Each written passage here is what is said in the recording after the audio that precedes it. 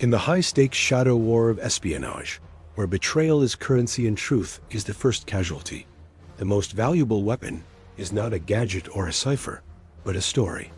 A story so compelling, so rich in plausible detail, that an enemy intelligence service will stake its reputation and its army's movements upon it. In World War II, the master storyteller was a man who didn't exist. His name was Arabelle to the Germans. To the British, he was Garbo, after the great actress of mystery. And to history, he is Juan Pujol Garcia, a Barcelona-born poultry farmer, hotel manager, and anti-fascist who, driven by a deep loathing for the Nazi and communist totalitarianism's crushing Spain, decided on his own to become a spy. With no training, no contacts, and only a boundless imagination and a fanatical dedication to his private war, Pujol would single-handedly construct the most elaborate and effective deception of the entire conflict. He wouldn't just trick the enemy. He would build them an entire parallel reality, populated by fictional agents fed by fictional reports, and designed for one ultimate history-altering purpose: to pin the might of the German army away from the beaches of Normandy on June 6, 1944. This is the story of how one man, armed with nothing but his wits, a radio, and an actor's talent for fabrication, became the architect of the D-Day deception. Pujol's journey begins not in the hallowed halls of MI6, but in frustration. In 1941, repulsed by the Nazi ideology, he approached the British embassy in Madrid, offering his services. They turned him down. Undeterred, and seeing this as merely the first test, he decided to gain their attention by first gaining the trust of the enemy. He walked into the German embassy in Madrid and presented himself as a fanatical Spanish fascist and a low-level official with the ability to travel to London. The Abwehr, Germany's military intelligence, took the bait. They gave him a crash course in secret writing, a codebook, some funds, and instructions to move to Britain and build a network. There was only one problem. Pujol had no intention of going to London. He went to Lisbon instead. From the neutral capital of Portugal, he embarked on his incredible charade. Using a British tourist guide to England, a map, a Portuguese railway timetable, and newspapers from the UK, he began to invent reports. He created sub-agents out of thin air. A fervent Welsh Nazi seaman in Swansea, a depressed RAF officer, a Greek businessman in Liverpool, a communist in Glasgow.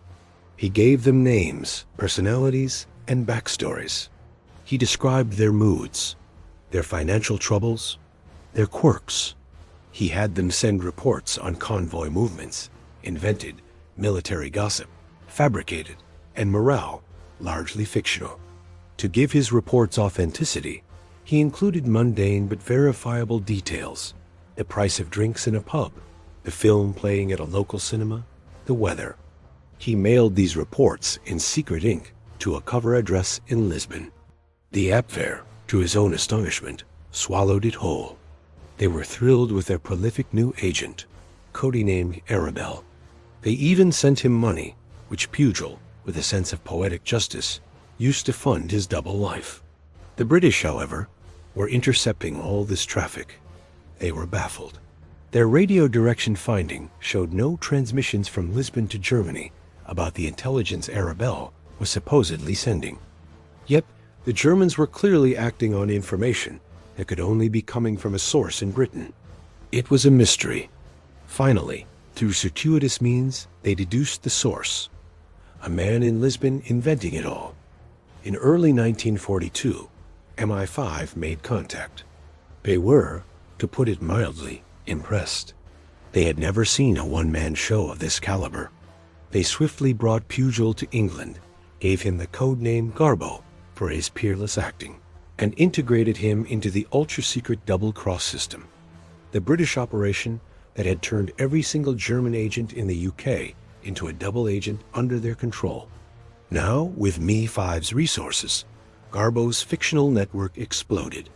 His case officer, Thomas Harris, became his creative partner. Together, they fleshed out the lives of his 27 imaginary sub-agents.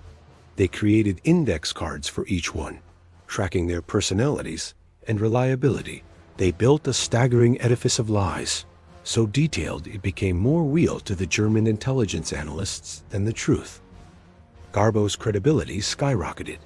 He was so valued that the Germans stopped running other agents in Britain, considering his network sufficient. He had become their prime and only trusted eyes in the UK. This trust set the stage for the grand deception, Operation Fortitude. The Allied plan for the invasion of Normandy was the most open secret of the war. The Germans knew an invasion was coming in 1944. The question was where. The Pas-de-Calais, the narrowest point of the English Channel, was the logical and most defended location. The Allies needed to convince the Germans that the real blow would fall there, and that Normandy was merely a large-scale diversion. This was Garbo's masterpiece. For months leading up to D-Day, he and his network began to carefully build the narrative of the First United States Army Group, FUSAG, a completely fictitious army under the command of the feared General George S. Patton. Through Garbo's reports, FUSAG took shape in southeastern England, opposite Calais. His agents saw troop concentrations, overheard soldiers chatter about training for flat, sandy beaches like those at Calais, and reported on the movement of landing craft and construction of phantom camps. The deception was multimedia. Fake radio traffic was generated. Inflatable tanks and planes were deployed, and genuine units were mentioned in passing to add flavor.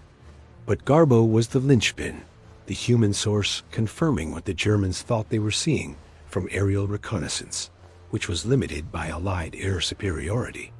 Then came the critical moment. In the early hours of June 6, 1944, as the real invasion fleet approached Normandy, Garbo faced a dilemma.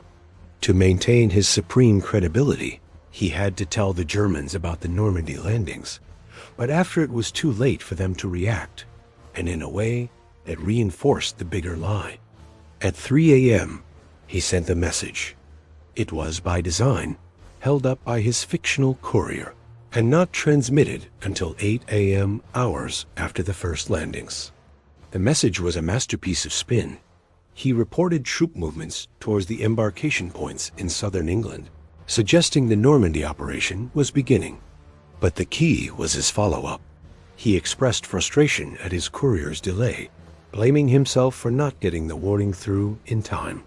Then, in his subsequent messages over the next critical 48 hours, he delivered the crown jewel of the deception.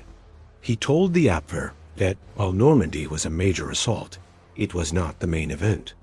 He reported, based on conversations with his high-placed sub-agents, that the Allied High Command considered Normandy a diversion, to draw German reserves away from the Pas-de-Calais, where the real and overwhelming invasion by Patton's FUSAG was still poised to strike.